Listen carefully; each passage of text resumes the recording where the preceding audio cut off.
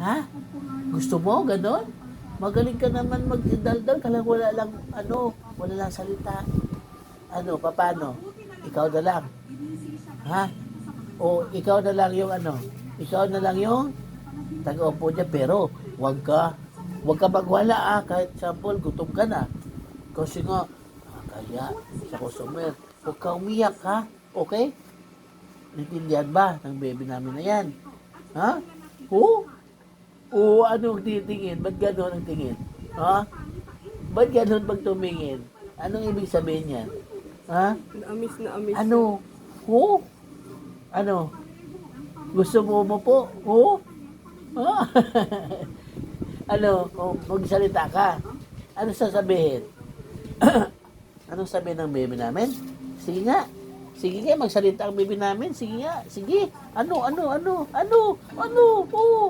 Ano? Bakit pa ganun lang, bibig? Pabilog-bilog. Ano? Salita. Sige na. Ano yun? Oo? Ba't ganun ang mata mo?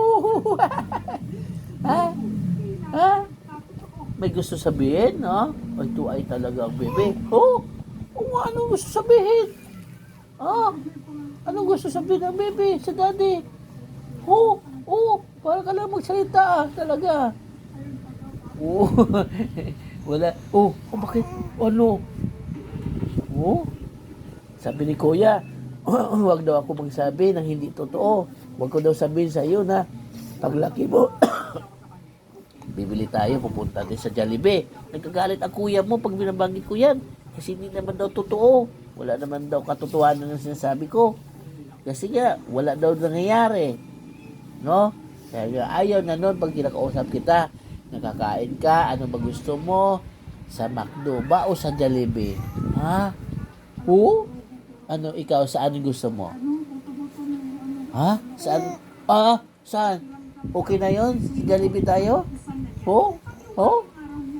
Saan? Ano ibig sabihin nun? Ha? Masarap kasi naglabas ka ng dila. Masarap sa Jollibee. Hindi mo pa nga natikman eh. Hindi mo pa tikman Jollibee kung masarap. Ano? Ano? Ano ibig sabihin nun? Ha?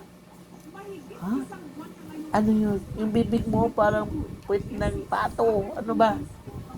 Ha?